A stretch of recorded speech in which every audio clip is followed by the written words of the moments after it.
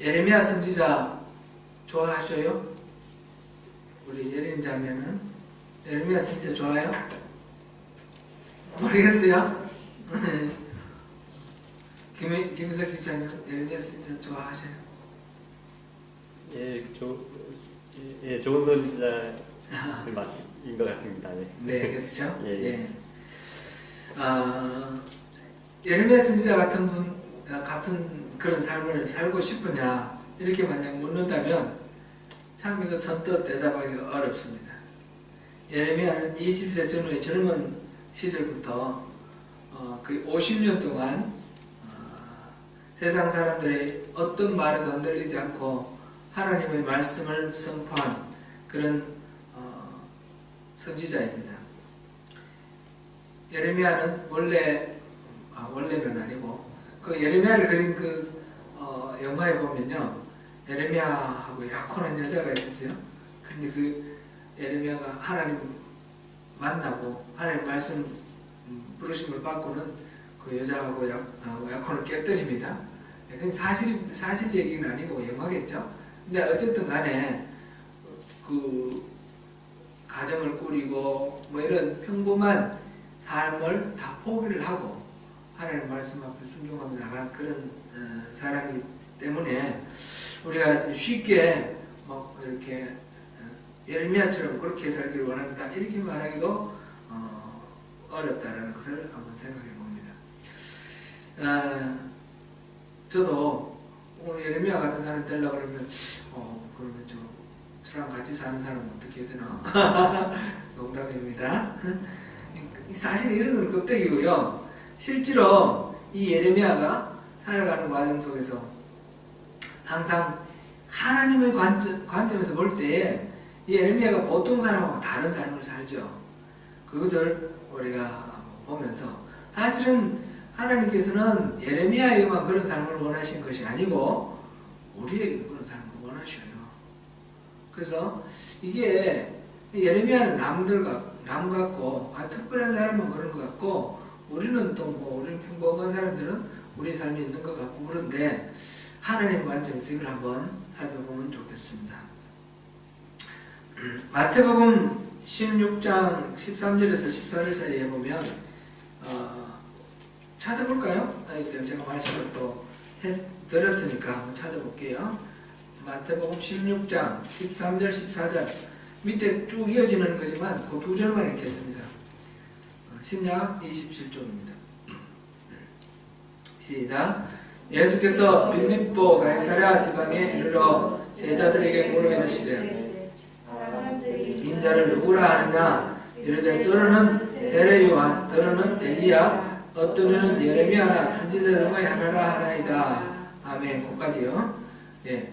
예수님을 바라보고 사람들이 누구라고 생각하는지 물어봤을 때에 세례 요한이다, 엘리야다, 또 예레미야다, 아니면 또 다른 선지자다 이렇게 말했다는 거죠.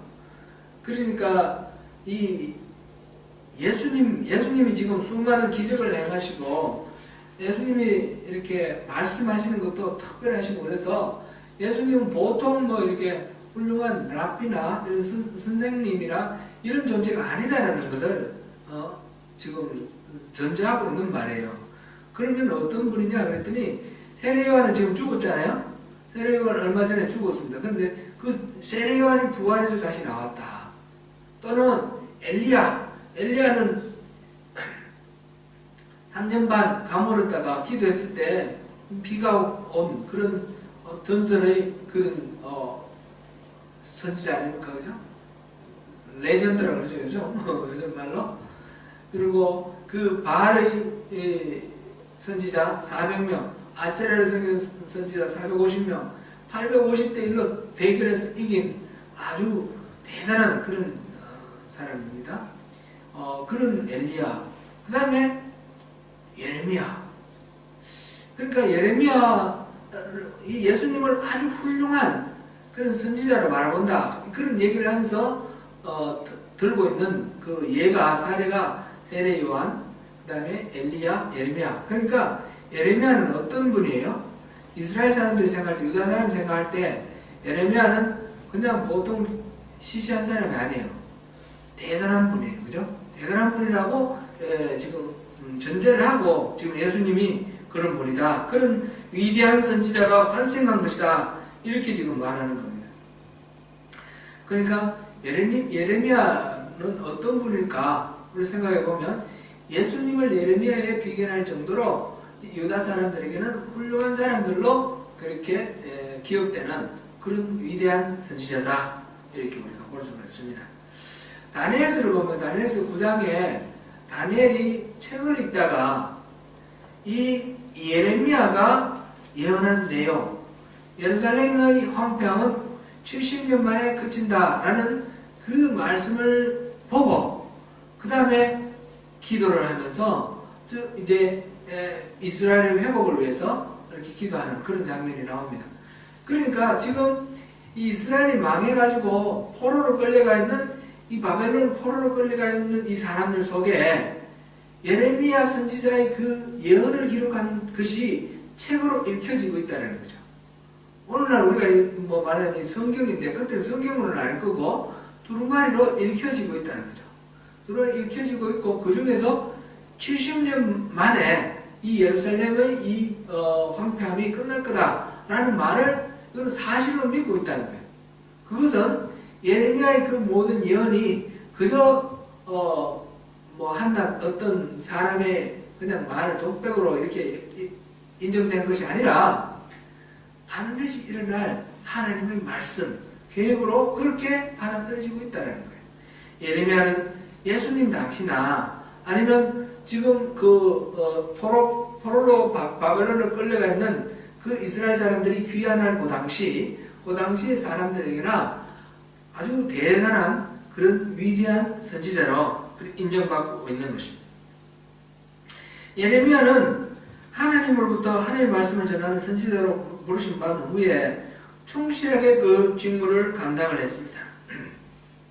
유다 나라의 멸망을 예언했고 전쟁과 기근으로 유다 백성들이 다 죽고 적국의 포로로 돼서 그 다음에 온 사방으로 흩어질 것도 예언했습니다. 반면에 그 예언을 듣는 예레미야 당시의 사람들은 예레미야 말을 그렇게 존중하고 따르지 않았습니다. 예수님 당시나 다니엘은 그렇게 존중했는 그런 예레미야인데 그 예레미야의 그 당시 동시대 사람들은 예레미야의 이야기를 존중하고 따르지 않습니다. 유다 백성들은 여러 차례 예레미야를 죽이려고 했습니다. 18장에도 그런 거 이야기가 나오고 26장에도 나오고 심지어는 고향 사람 아나돗 사람 고향 사람들조차도 예레미야 때문에 자기들이 여러 가지 어려움을 겪으면서 예레미야를 죽여버리려고 하는 그런 내용이 11장에 나옵니다. 동료 제사장인 바스울이라는 사람은 예레미야를 잡아다가 이게 목에 이렇게 고랑이라고 표현을 했는데 우리 그 사각 같은 데 보면 이게 칼 있잖아요. 나무로 되게 길게 해가지고 목 끼워 놓는 거. 그 큰 칼을 채워가지고 가다 놓기도 했습니다. 감옥에도 갇혀 있었고요. 심지어 깊은 우물 속에, 물 없는 우물 속에 던져 넣어가지고 거기 갇혀 있기도 하고요. 사람들이 자기가 이 예레미야 자신이 전한 그 말을 듣지 않기 때문에 예레미야도 너무너무 괴롭습니다. 자기가 하나님 말씀 전했는데 그것은 반드시 이루어집니다. 예레미야가 50년 동안 그 사역을 하는 동안에 바벨론에 의해서 3번 나라가 멸망했습니다. 3번 왕들과 귀족들과 백성들이 포로로 끌려갔고요. 수많은 사람들이 죽었고요. 그리고 이집트와의 전쟁도 있었고요. 그러니까 자기가 선포한 대로 그대로 일어났습니다. 일어났는데 백성들은 듣지 않습니다. 그 가운데 이 사람 자기는 또 핍박당하고 죽이려고 하는 덤비는 사람들도 있고 그러니까 너무너무 괴로워서 이 하나님 말씀 나 이제 더 이상 못 전하겠습니다. 그리고 이제 도망가려고 그랬는데 마음이 너무 불타가지고 할 수 없이 또다시 전하고 그랬습니다. 구세 사람들은 예레미야를 위대한 선지자로 추앙을 하지만 동시대 사람들은 예레미야를 절대 존중하지도 않고 이렇게 대접하지도 않을 뿐만 아니라 해코지하려고 하고 죽이려고 하고 위협하고 사실은 끝까지 빛을 못 봤다 이렇게 말을 해도 이 세상에서는 빛을 못 봤다 이렇게 말해도 과언이 아닙니다. 나중에 이제 바벨론에서 바벨론 왕은 네가 만약 바벨론을 오면 대접해줄게 그랬는데 조국이 망하는 상태에서 대접받는 그걸 원한 건 아니니까 따라가지 않습니다. 따라가지 않고 남은 이스라엘 사람들하고 같이 이곳에서 바벨론을 잘 섬기자 그랬는데 그 이스라엘 사람들이 거기서 반란을 일으키고 이러면서 나중에 이제 도망을 갑니다. 이집트로 도망을 가는데 이집트의 다바스테라는 곳에 정착을 했는데 그곳에 정착할 때까지 계속해서 이 예레미야를 끌고 갑니다. 강제로 끌고 갑니다. 그래서 나중에는 돌 맞아 죽었다라는 그런 전설이 있습니다. 이렇게 예레미야의 삶은 후대의 사람들은 오늘날 우리가 이 성경을 읽으면서 예레미야 대단한 선지자를 그러고 예수님 당시도 그랬고 그 다음 다니엘 당시도 그랬지만 그 당시 이 예레미야가 살고 있던 그 당시는 사실은 사람들이 그를 존중해 주지도 않았고 믿어주지도 않았습니다. 오늘 우리가 12장 5절을 읽었는데 12장 5절 앞에서 이제 11장에서 아나도 사람이 예레미야를 죽이려고 하는 그런 장면이 나오고요. 지금 하나님께서는 계속해서 이스라엘 사람들에게 돌아오라고 말씀하시는데 그 말씀 전하는 이 예레미야를 사람들은 전혀 이렇게 반응하지 않고 오히려 적대시합니다. 그럴 때에 12장 1절부터 4절까지 나오는 말씀이 하나님께 대한 이제 탄원하는 내용인데 하나님 악한 자들이 형통하고 반역자들이 잘 되는 거 이거 문제 있는 거 아닙니까? 저 사람들 다 끌어내가 죽이십시오. 저 사람들은 입으로는 하나님을 가까이 한다지만 실제로 마음은 하나님을 떠났습니다. 저 사람들을 죽이세요. 이렇게 이제 하나님한테 호소한 거예요. 예레미야가 너무너무 힘들고 어려워서 그 악한 자들이 잘 되고 그 사람들이 하나님을 대적하면서 자기를 이제 핍박하는 그런 상황에서 저들을 좀 끌어내서 죽이십시오. 하나님께 탄원을 했는데 하나님께서 그 말씀 듣고 좀 이렇게 예레미야를 격려해주고 위로해주고 그래 너 힘들구나 그렇게 좀 해주시면 어떨까요? 네가 지금 많이 힘들어서 이런 소리를 하는구나. 네 속마음은 안 그렇지만 그래 내가 네 마음 안다. 그래 힘내라. 이렇게 좀 위로해주면 어떻겠습니까? 좋겠죠. 그런데 하나님 말씀이 전혀 다릅니다. 야 보행자와 함께 달리다 지치면 어떻게 말하고 경주하겠느냐? 이 평지에서는 무사하겠지만 요단강 물 넘칠 때는 어떡할래? 무슨 말이에요? 너 지금 그거 보행자들하고 같이 달리면서 그거 힘들다고 그러면 말하고는 어떻게 경주할래? 이 말은 좀 이 격려하고 위로하는 말이 아니에요. 그죠? 좀 질책하는 말 같아요. 야, 너 지금 이 정도로 가지고 너 힘들다 그러면 앞으로 내가 더 큰 어려운 일을 줄 텐데 너 어떻게 감당할래? 그런 말씀이에요. 여기서 이제 요단강 물이 넘칠 때는 어찌하겠느냐 그랬는데 NIV 성경 보니까 How will you manage in the thicket by the Jordan? 이렇게 물하고 상관없이 요단 강변에 그 빽빽한 숲을 거기는 어떻게 걸어갈래? 이런 말인 것 같아요. 근데 그거는 이제 해석을 좀 다르게 해석을 했는데 영어 성경이 보는 거하고 우리말 성경이 보는 거하고 좀 다릅니다. 어쨌든 간에 어렵다는 얘기예요. 그거는 마찬가지예요. 힘들다고 아우성치는 예레미야에게 위로하고 격려하면서 힘내게 하시는 것이 아니라 이만한 어려움에 지치면 더 큰 어려움은 어떻게 감당할 거냐라고 라고 호통치시는 그런 상황입니다. 하나님 좀 너무 하시는 것 같지 않습니까? 우리가 삶에 어려움이 많고 이제 답이 보이지 않는 그런 캄캄한 상황 속에서 하나님께 호소하며 간절하게 도와주시기를 기도했더니 하나님이 하시는 말씀이 야, 이만한 일이 힘들다면 앞으로 당할 큰 일을 어떻게 감당할래? 이렇게 꾸준히 쓴다면 우리는 그걸 어떻게 받아들여야 되겠습니까? 믿음이 없는 사람이라면 이 주저앉기 딱 좋은 그런 말씀인 것 같습니다. 믿음이 있어도 흔히 보이는 대로 우리가 예수를 믿으면 복 받는다. 하나님 잘 섬기면 우리 인생의 모든 일이 형통한다. 이렇게 믿고 있는 사람들의 입장에서는 하나님 이런 말 하시면 어떻게 될까요? 그냥 포기하고 주저앉고 말 겁니다. 아니 하나님 믿으면 뭐 형통한다며 왜 이런 어려움이 있어? 그리고 하나님이 무슨 말씀 이런 말씀이 있어. 내가 하나님 믿어 드리는 것만 해도 고맙지. 그러면서 하나님한테 대적할 겁니다.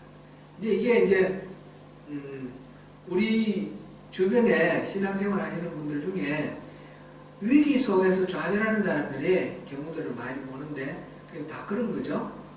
하나님께서는 우리의 문제를 풀어주시고 우리를 평탄케 하실 뿐만 아니라 우리에게 복을 주시는 분이라고만 이렇게 머리에 넣어져 있는 거예요. 잘 믿으면 그렇다라는 거예요.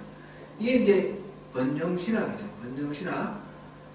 우리가 주인이 되어가지고 내 문제 해결과 내 목적 달성하고 내 소원 성취하는 것, 그것이 신앙이라고 생각하고 있으면 우리가 하나님이 우리가 원하는 대로 이렇게 복 주시고 이렇게 안 하시면 하나님께 실망을 하고 믿음을 떠나게 되는 거예요.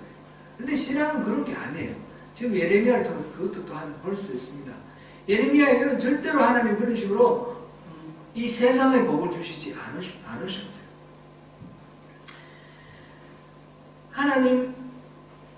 하나님 믿으면 복 받는 자들이 진짜 갈수록 태산입니다.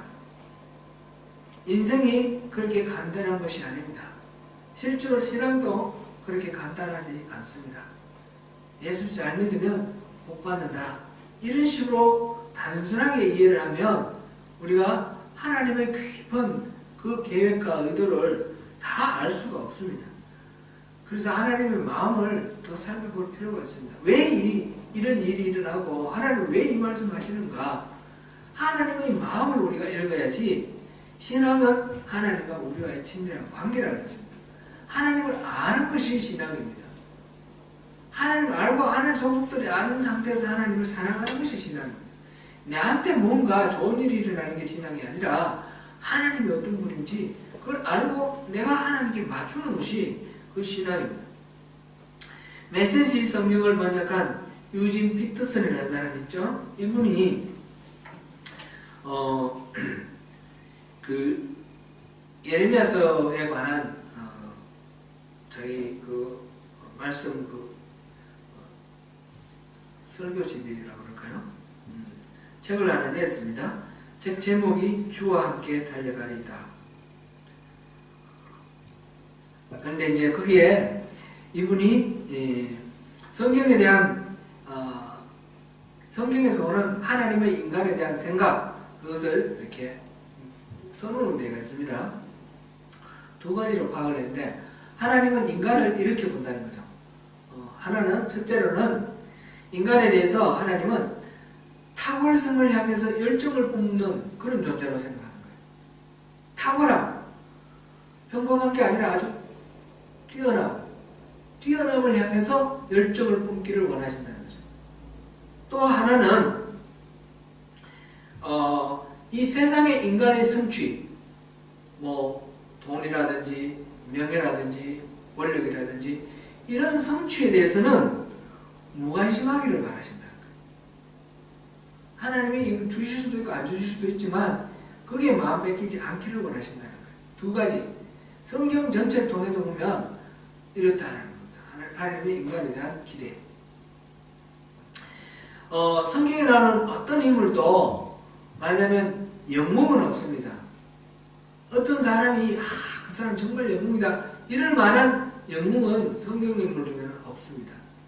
믿음의 조상이라는 아브라함도 거짓말하고 마누라를 2번이나 빼앗겼던 그런 사람입니다. 또 이 이스라엘이라는 나라 이름까지 된 그 사람 이스라엘 야곱도 자기 형께 사기쳤고 자기 외삼촌께 사기친 사람입니다. 모세는 어떻습니까? 모세는 살인자였고 하나님께 불평한 사람입니다.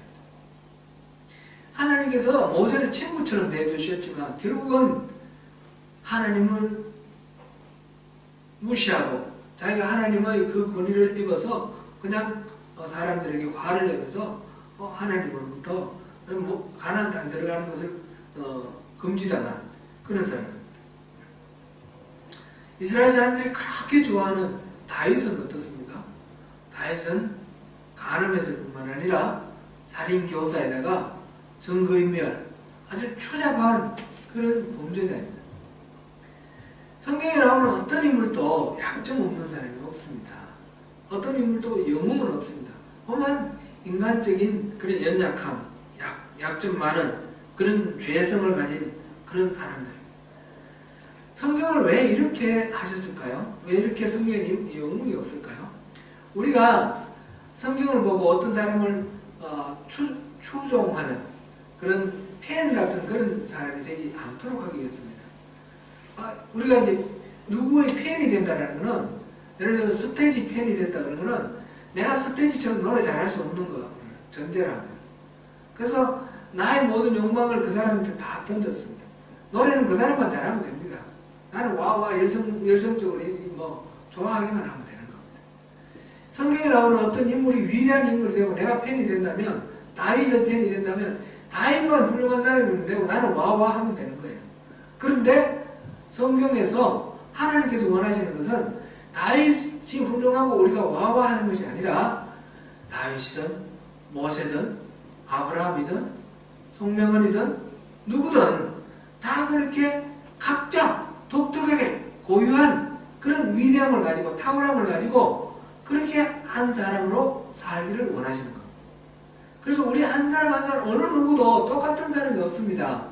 외모가 똑같지 않고 지문이 다르고 이런 차원이 아니라 어떤 사람의 인생에도 똑같이 이렇게 전개되는 그런 일은 없습니다. 하나님은 모든 사람을 다 다르게 이 사람은 세계에 이 사람밖에 없어요. 고유한 그런 위대함을 가지고 살아가기를 원하시는 거예요. 누구의 팬 되는 것이 아니라 그 사람 자체. 하나님은 창의적인 사람입니다. 창의적인 분이십니다. 그래서 똑같이 천편일률적으로 틀을 찍듯이 이 사람 A형의 혈액형을 가진 사람 다 이런 사람, B형의 혈액형을 가진 사람 다 이런 사람, 한국 사람 이런 사람, 뉴질랜드 사람 이런 사람 이런 식으로 유형화시켜서 기계적으로 똑같은 것을 원하지 않습니다. 하나님은 모든 사람들이 다 개성을 가지고 각각 고유의 그런 가치를 이 땅에서 실현하면서 살기를 원하시는 것입니다.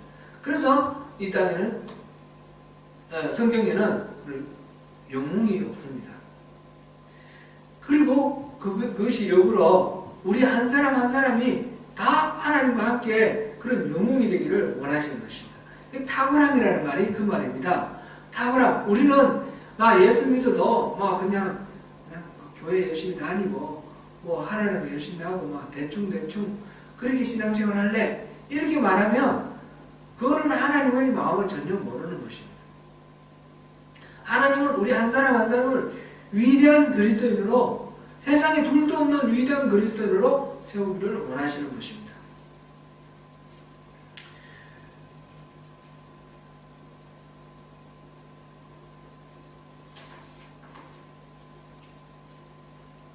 우리 디모데전서 6장 한번 보겠습니다. 디모데전서 6장.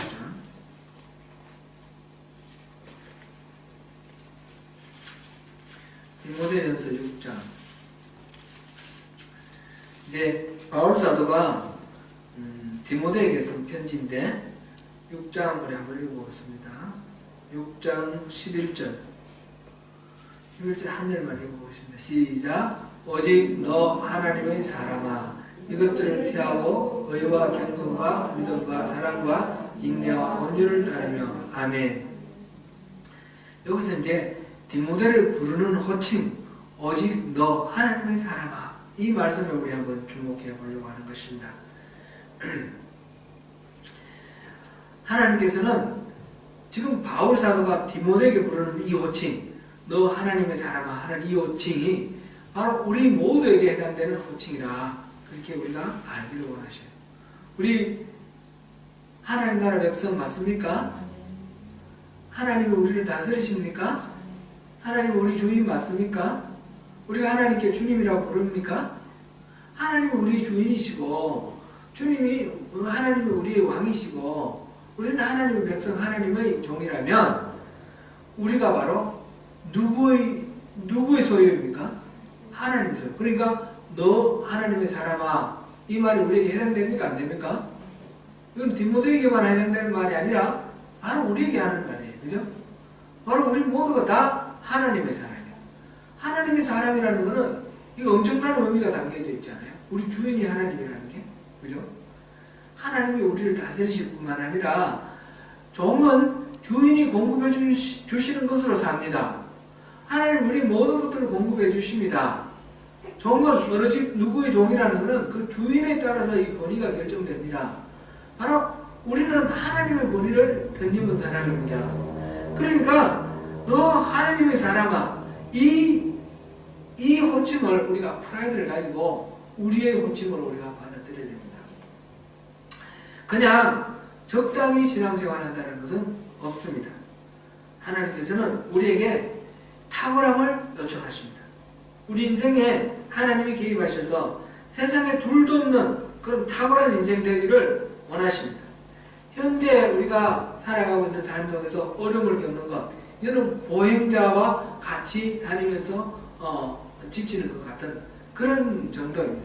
하나님이 이 정도로 살기를 원하시는 것이 아니라 말과 달려서 경주에서 지치지 않는 그런 파워풀한 그런 사람이 되기를 원합니다. 말과 경주하는 수준, 탁월한 수준으로 우리를 세우기를 원하시는 것입니다. 오늘도 우리 삶에 찾아오셔서 훈련하시고 인도하시는 하나님의 그 마음을 우리가 품으면 좋겠습니다. 예레미야의 삶에서 보게 하시는 그 탁월함은 사실 우리가 보면 대단히 놀랄만한 거예요. 목숨을 거는 것 같아요. 왕이 죽인다고 해도 두려워하지 않는. 그런데 실제로 이 예레미야가 왕하고 목숨을 걸고 맞서 싸우는 것이 아닙니다. 이 싸움은 단순합니다. 예레미야는 그냥 하나님이 하신 말씀에 순종할 뿐이죠. 그냥 하나님 말씀에만 초점을 맞추고 말씀대로 살아가려고 하는 여기에 온 마음을 쏟는 그것입니다. 다른 것에 마음을 빼앗기지 아니하고 하나님께 초점을 맞추는 이 삶, 이것이 예레미야의 그 삶을 이루었습니다. 이 사람이 용기가 산 같아서 다른 사람은 무슨 말 하더라도 겁도 없이 웃으면서 한번 넘겨봐 그러면서 하나님 말씀 담대히 전했는 그런 게 아닙니다. 하나님 말씀 전할 때마다 죽겠습니다. 나 이거 안 하면 안 돼요. 나 이거 무전했습니다. 무섭습니다. 두렵고 떨려가지고 죽을 지경입니다. 그런 상태에서 하나님 말씀 전했습니다. 이 사람의 본성이 담대하고 간이 커서 그런 것이 아니라는 것입니다. 그저 하나님 말씀에 순종하는 작은 마음으로 그 자리에 서 있을 때에 그 결과는 아무의 말에도 두려워하지 않는 담대함으로 나타나는 것입니다. 작은 순종도 그러나 그저 이루어지는 건 아닙니다. 이 예레미야가 하나님 더 이상 내가 하나님 말씀 못 전하겠습니다. 그리고 이제 자기 죽이려고 하는 사람이 또 두렵기도 하고 또 핍박도 너무너무 끔찍스럽고 고통스러우니까 나 하나님 말씀 안 듣겠습니다. 다시는 하나님 말씀 안 전하겠습니다. 그랬더니 어떤 현상이 나타났습니까? 말씀에 순종하지 않음으로 인해서 내 마음이 불타는 거예요. 그래서 결단을 하고 다시 말씀을 전하는 겁니다. 이 말씀을 다시 전하기 위해서는 또 똑같이 그런 괴로움을 겪어야 되는 것, 그 뻔히 나타나 있는 현상인데 그것을 무릅습니다. 작은 순종에도 단호한 결단이 필요합니다. 치르는 값이 있습니다. 이런 것들이 이 작은 순종을 위해서 치르는 이 값, 이 작은 것들이 위대한 결단을 이루고 탁월한 영성을 이루는 것입니다. 우리가 누가복음 5장 1절부터 11절까지 우리 한번 보겠습니다.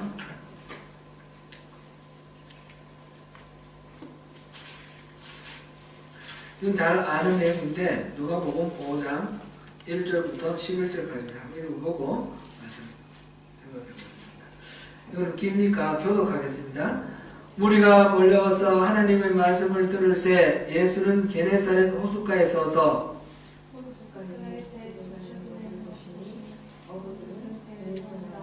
그 물을 씻는지라. 예수께서 한 배에 오르시니 그 배는 시몬의 배라. 육지에서 조금 떼기를 청하시고 앉으사 배에서 무리를 가르치시더니 말씀을 마치시고 시몬에게 이르시되 깊은 데로 가서 물을 내려 고기를 잡으라. 시몬이 대답하여 이르되 선생님, 우리들이 밤이 새도록 수고하였을 때 잡은 것이 없지만은 말씀에 의지하여 내가 그물을 내리리이다 하고 그렇게 하니 고기를 잡은 것이 심히 많아 그물이 찢어지는지라. 이에 다른 배에 있는 동무들에게 손짓하여 와서 도와달라 하니 그들이 와서 두 배의 체험에 잠기게 되었더라.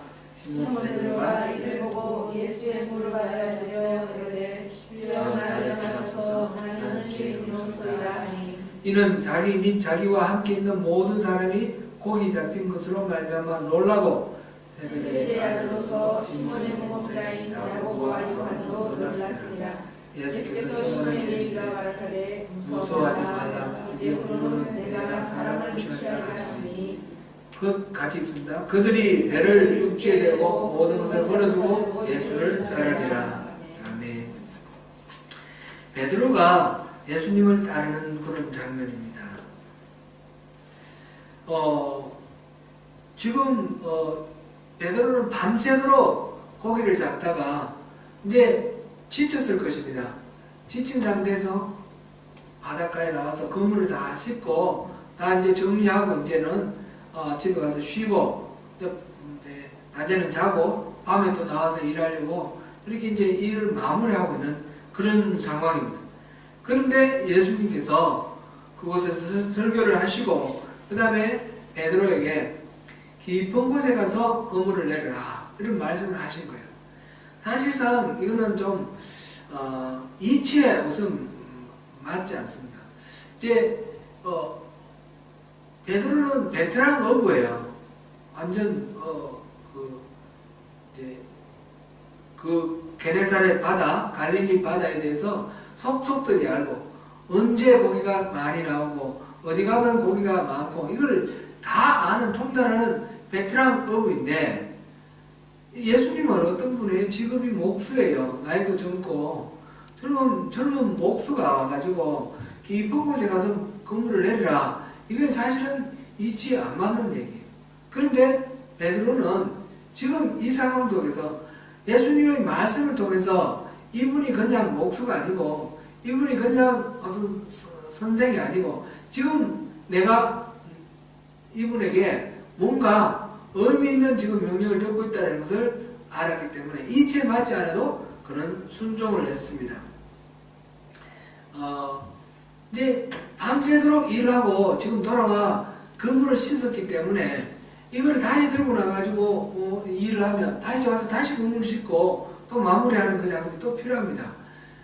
몸은 고달프고 또 일은 더 많이 남았고 이렇게 되면 좀 귀찮기도 하고 힘들기도 하고 하기 싫은 마음이 생길 겁니다. 그런데 베드로는 그런 것들 자기의 어떤 귀찮음이나 몸의 어떤 불편함이나 이런 것들을 생각하지 아니하고 지금 순종하는 그런 모습을 보입니다.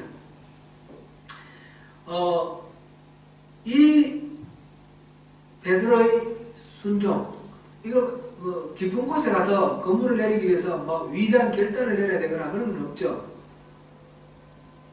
자기 귀찮은 거 몸 좀 이렇게 좀 불편하게 하면 되고 자존심도 상할 수도 있는데 그 약간 무름성이 되지만 위대한 목숨을 걸 만한 위대한 그런 결단은 아닙니다. 그러나 이 작은 순종을 통해서 나타나는 그 결과는 참 큰 결과가 나오죠. 그 다음에 고기가 어떻게 됐나요? 엄청나게 많이 잡혔습니다. 그죠? 그물이 혼자서 들을 수 없어서 옆에 있는 배가 같이 거둘 정도로 그 고기가 많이 잡혔습니다. 그걸 통해서 이 예수님이 보통 어떤 뭐 이런 분이 아니라는 거, 그냥 훌륭한 선생님이 아니라는 것을 알게 되었습니다. 그래서 말하자면 메시아라는 걸 알게 됐습니다. 메시아를 만나는 이 놀라운 기회를 바로 순종을 통해서 얻은 것입니다. 메시아를 만났을 때 이 베드로가 취하는 자세가 주여 저는 죄인입니다. 나를 떠나소서 이렇게 나옵니다.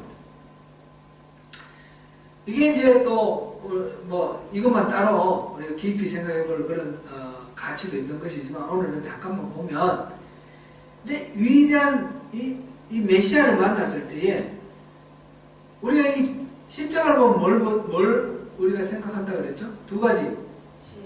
하나는 나의 죄성, 하나는 하나님의 사랑의 위대함. 그죠? 이제 하나님의 사랑의 위대함을 볼 때 나를 보는 거예요.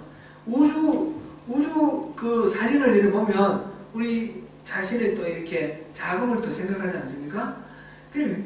예수님이 너무너무 위대하게 보이니까 자기 자신이 너무너무 작은 존재라는 것을 알게 되고 자기 자신이 살아왔던 삶을 걸어보면서 죄가 생각이 나고 위대하신 이 메시아를 나 같은 죄인이 감히 따라갈 수 없다 이렇게 생각하니까 주여 저는 죄인입니다. 나를 떠나소서 이렇게 말하는 거예요. 자기에 대한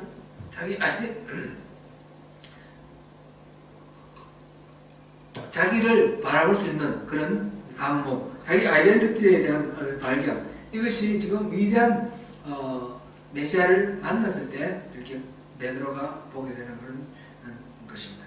그랬을 때 예수님께서 앞으로는 사람을 낳는 어부가 되게 하겠다 하면서 이제 나를 따르라 하셨고, 이 베드로는 모든 것을 버리고 가족과 친척과 그 다음 자기가 하고 있는 비즈니스 이 모든 것을 다 버려두고 예수님을 쫓아서 따랐습니다.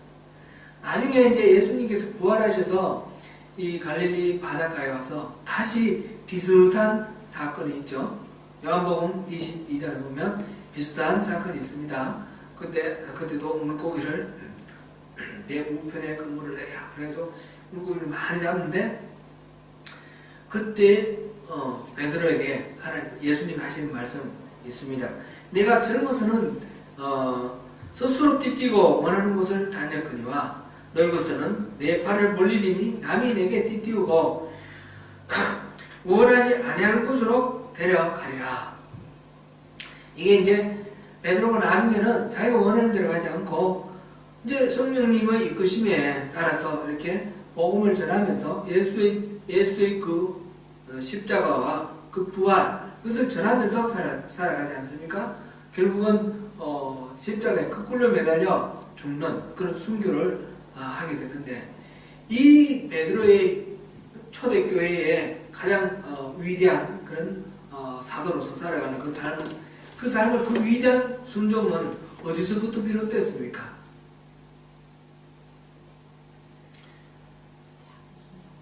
깊은 곳에 가서 건물을 내려라. 작은 이 일에 순종함으로써 이 베드로가 사도의 사도가 되는 것입니다. 예레미야도 마찬가지입니다. 예레미야가 자기 결국은 일평생을 하나님의 말씀을 전하다가 그렇게 죽었지만 그 첫 번째는 뭐였습니까? 네 눈에 뭐가 보이나? 살구나무가 보입니다. 네 눈에 뭐가 보이나? 큰 무쇠 가마솥이 보입니다. 거기서 북에서 남쪽으로 기울어져 있습니다. 거기서부터 시작하는 거예요. 거기서부터 시작하고 그 다음에 다음에 순종할 때도 다른 건 바라보지 않고 하나님의 그 말씀에만 집중을 해서 그 말씀 자체만 순종해 나갈 때에 이 예레미야가 위대한 선지자가 되었다는 것을 봅니다.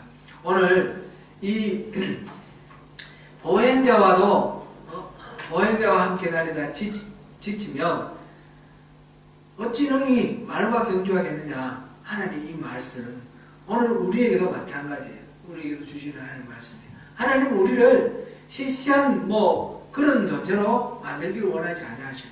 하나님은 우리를 세상에 둘도 없는 그런 위대한 주 너희 하나님의 사람아 이렇게 주님의 사람, 하나님의 사람으로 우리를 세우기를 원하셔요.